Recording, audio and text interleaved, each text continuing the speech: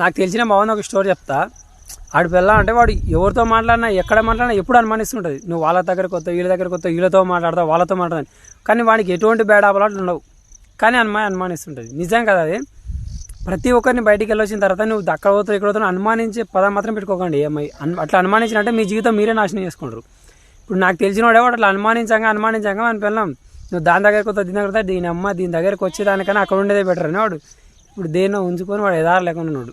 నిజం ఇదైతే. ఇంటికి వచ్చిన ప్రతిసారి నువ్వు దాని కాడుకోతున్నావు, వాడు ఎటువంటి అలవాటు లేవు వానికి. కానీ అమ్మాయి అని లాస్ట్కు అదే పని పెట్టుకున్నాడు.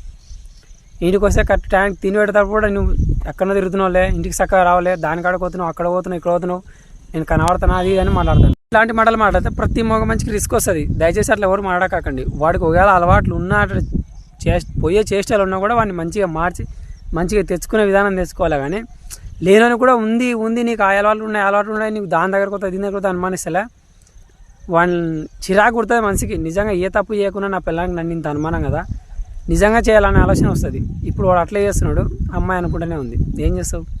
తన జీవితం తన నాశనం చేసుకున్నట్ట కాదు. ఇప్పుడు అంతో మంచిగా ఉండి ప్రేమతో ఉంటే వాడు ఎటువంటి తప్పు చేయడు. దయచేసి ఏ అమ్మాయి అట్లా మాత్రం చేయకాకండి ప్లీజ్. దయచేసి అట్లా అనుమానించకాకండి.